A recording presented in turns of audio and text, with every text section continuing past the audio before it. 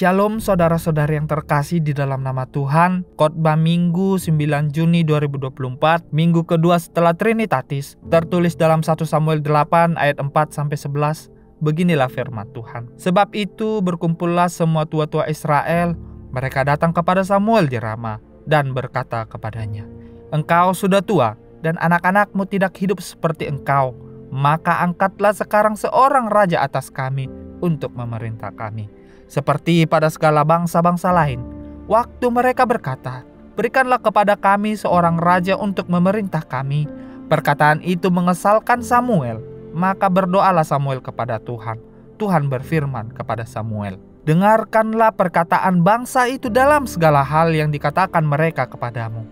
Sebab bukan engkau yang mereka tolak, tetapi akulah yang mereka tolak, supaya jangan aku menjadi raja atas mereka, tepat seperti yang dilakukan mereka kepadaku sejak hari aku menuntun mereka keluar dari Mesir sampai hari ini, yakni meninggalkan daku dan beribadah kepada Allah lain.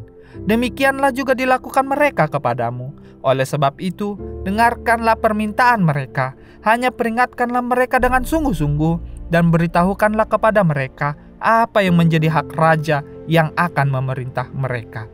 Dan Samuel menyampaikan segala firman Tuhan kepada bangsa itu yang meminta seorang raja kepadanya. Katanya, "Inilah yang menjadi hak raja yang akan memerintah kamu itu. Anak-anakmu laki-laki akan diambilnya dan dipekerjakannya pada keretanya dan pada kudanya, dan mereka akan berlari di depan keretanya." Demikianlah pembacaan firman Tuhan. Saudara-saudari yang terkasih di dalam nama Tuhan, kepemimpinan merupakan sebuah aspek penting dalam setiap komunitas dan organisasi. Kepemimpinan tidak hanya tentang otoritas atau kekuasaan, tetapi juga tentang kemampuan untuk mempengaruhi, membimbing, dan menginspirasi orang lain menuju tujuan yang bersama-sama telah ditetapkan.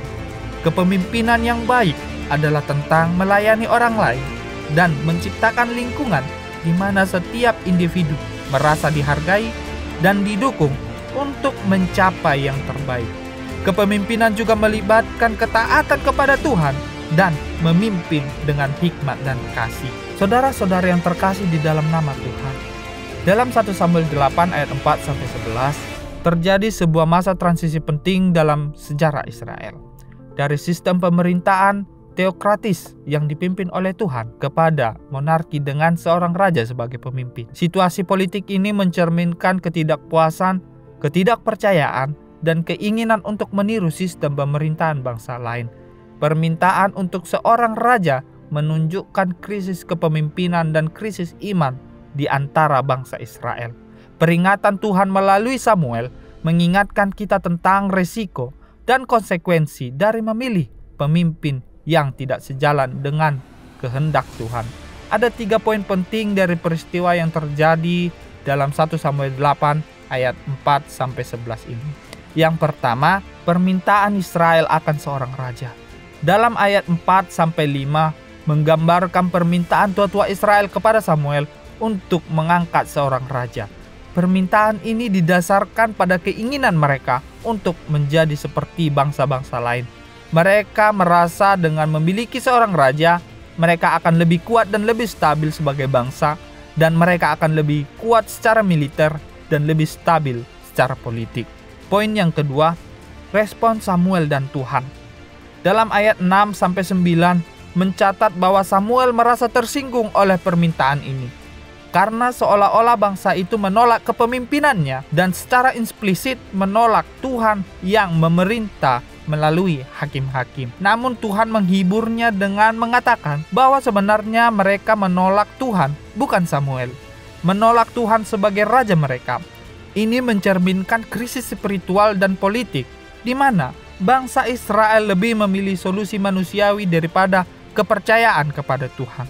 Tuhan mengizinkan permintaan mereka, namun juga memperingatkan Samuel untuk memberitahukan mereka tentang konsekuensi dari memiliki seorang raja.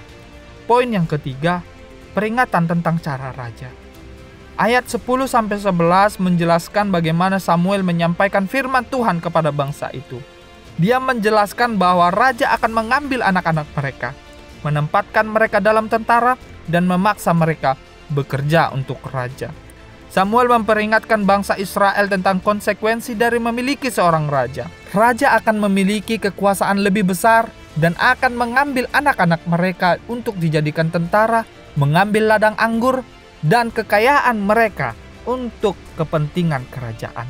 Hal ini menggambarkan resiko, konsekuensi kekuasaan, dan potensi penyalahgunaan wewenang.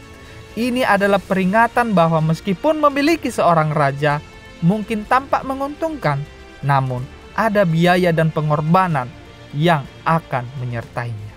Saudara-saudara yang terkasih di dalam nama Tuhan, ada beberapa hal yang perlu kita terapkan di dalam kehidupan kita melalui khotbah minggu hari ini. Yang pertama, ketaatan dan kepercayaan kepada Allah.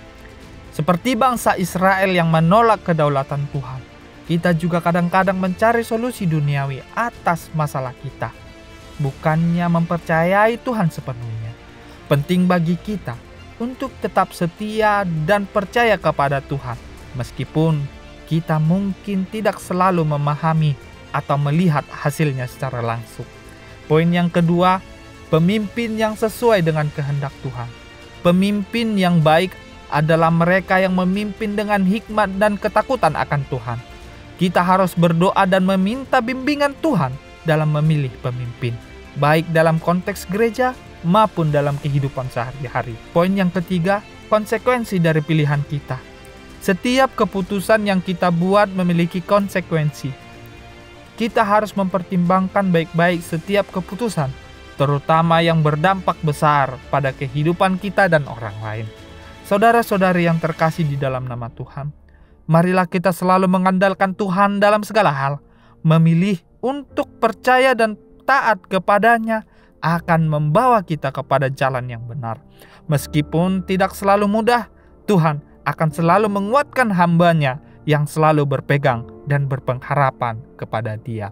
Demikianlah firman Tuhan, kiranya Tuhan selalu menguatkan di dalam kehidupan kita. Amin.